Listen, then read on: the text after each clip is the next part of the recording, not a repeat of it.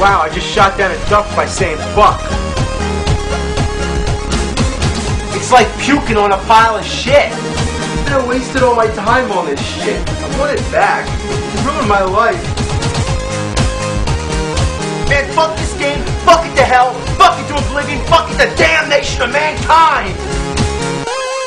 Yippee-ki-yay, motherfucker!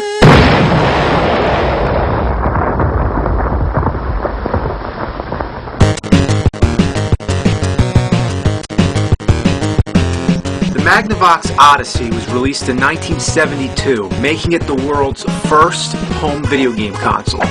So when it comes to going back to the past, you can't go back much more than this. Look at this thing. Looks like a spaceship. What's the top for?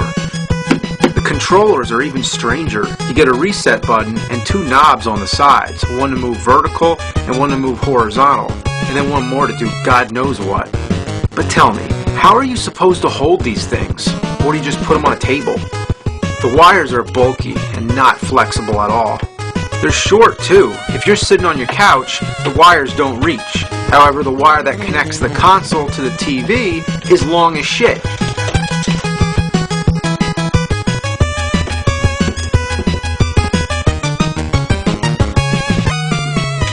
Alright, I guess you're supposed to play with it on your lap or on the floor. Alright, now we're ready to play some Odyssey.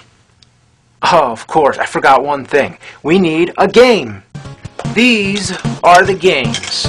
Pretty elaborate, right? The titles are the best part.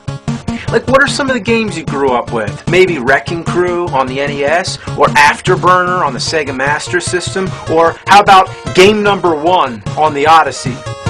There's no power button. When you put the game in, the console starts up. Pretty efficient, I guess, but half the time, it doesn't work. You gotta keep fucking around till the picture comes in. And after that, what do you get? Just a dot, or a dash, whatever the fuck you want to call it. The only thing we need now is someone to play with. Sorry, but these are two-player games, so I really don't have much of a choice. Alright, come on out. This is the Nerdy Turd. I cloned him for my own shit. Alright, Nerdy Turd. You ready to play some Odyssey? Bet your ass you are. Alright, where are you at? Oh, there you are. Whoa, oh, there you are. Oh. Whoa! Whoa! Woo! Let's play hide and seek, alright? I won't look, okay? Hide somewhere. Alright, you ready? Okay. Alright, are you here? Oh, I was close. What are you doing? Oh, I get it. It's like taking a shit. Let me try it. Oh! Let's both do it. Like, go with me. So it's like the shit's getting thinner as it comes out. Oh, it broke off. Let's make a popsicle. Yeah, it's a popsicle. You're raping me. You're raping me. Let's just go all over. Woo, woo. Man, people in 1972 must have been bored out of their minds. You really got to use your imagination because the Odyssey doesn't have sound. And when you think about it, it doesn't have graphics either. Yeah, check out all the stuff that comes with the system. You have chips, cards, dice, a scoreboard, and most important, the overlays. This is the substitute for graphics. They come in two different sizes depending which kind of screen you have. The games themselves are all the same thing, just two dots on the screen, but they're all programmed slightly different. The instruction manual is absolutely imperative because without it, you wouldn't know the right combination, which game and which overlay. Let's try some tennis. You just stick this son of a bitch on the screen here and you're all set. Now isn't that exciting? Yeah, you just gotta make all your own sound effects. You can cheat too. If you turn this little knob here, you can steer the ball. Yeah, that's not fair, is it? We're playing dirty now, motherfucker. When in a tennis game would the ball ever fly around somebody? It's surreal because you can move wherever you want. It's not like you have to stay on your side of the net. So the players have to keep their own rules and their own score. That's right, the game doesn't even keep score. It's a fucking free-for-all. Now let's try the skiing game. All you do is move the light through the slopes. And with these controllers, it's harder than it looks. The only goal is to stay in the lines and see how fast you can get to the end. It's up to the other player to keep time. Now that is what you call a desperate attempt at a video game. Now now we have Simon Says. You just do what the card says and see who gets there first. Simon says go to the wrist. Simon says go to the pet's ear. Now this is some A-class entertainment. Look, it's the dog's tongue. Oh look, he's got a nuclear boner. Nuclear boner! She's giving birth to a solar baby. Here it comes. It's time for football, and all I can say about this one is that for the first football game on a home video game console, it's fucking horrible. There's a board, a football marker, and pages of instructions to explain it all. You gotta do all kinds of math, calculate the wind and shit, so the hell with that.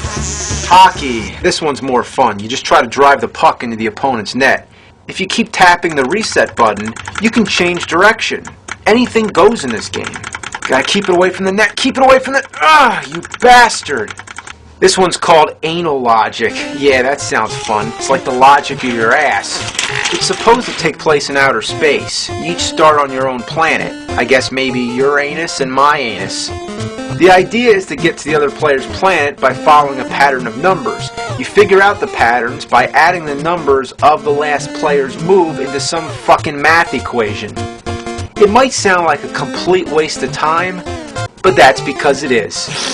Cat and mouse. In this game, one player's the cat and the other player's the mouse. The cat tries to catch the mouse and the mouse tries to get to the hole. The blue squares are supposed to be furniture, so you have to go around.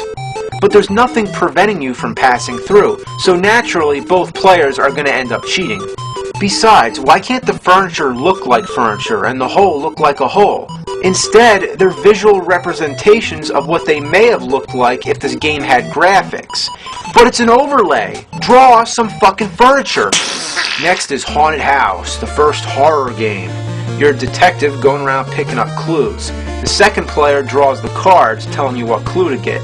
Also, the second player's hiding as the ghost. Oh, there you are. No matter how many times I've read the instructions, I just don't get it. Submarine. Player 2 has to follow a squiggly line and dodge torpedoes fired by Player 1. But the torpedo never seems to go in the direction that it should. And whether or not Player 1 is supposed to move, I can't even say. It's just, you know, yeah.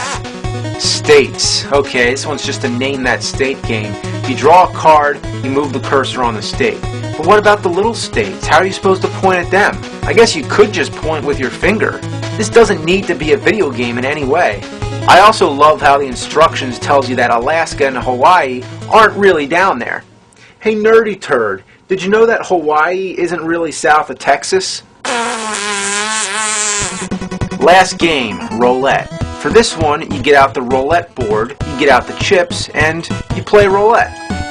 The wheel is the overlay.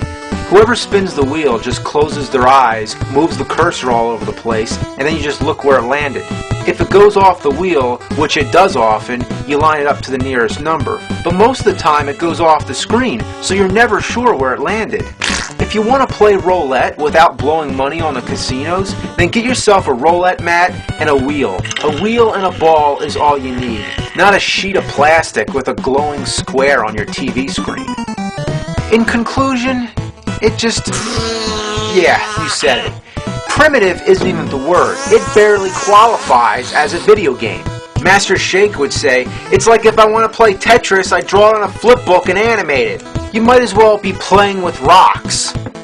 But to be fair, the Odyssey lived up to its name, an Odyssey being a long and eventful journey. It truly was. For the first video game console, we went skiing, played tennis, went around the world, went to the casinos, went to outer space, submarines, cats and mice, and a haunted house. But there's one thing that makes it badass. Check this out. This is the Odyssey gun. But let's talk about guns. You're all familiar with the Nintendo Zapper, right? Originally it was gray, but later they changed it to orange. It's pretty clear that video game and toy manufacturers have become more sensitive. They don't want to give kids something that looks like a gun. Remember Megatron? He transformed into a gun, but later they gave that orange tip at the end, and then he didn't even change into a gun at all. So now, let's see what the Odyssey gun looks like.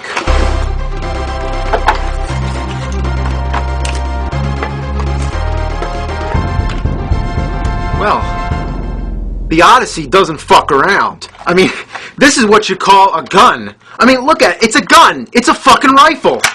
I mean, they could never get away with this nowadays. You could never, ever... It just blows my mind that there could exist a video game console that has a gun like this. Let's try it out.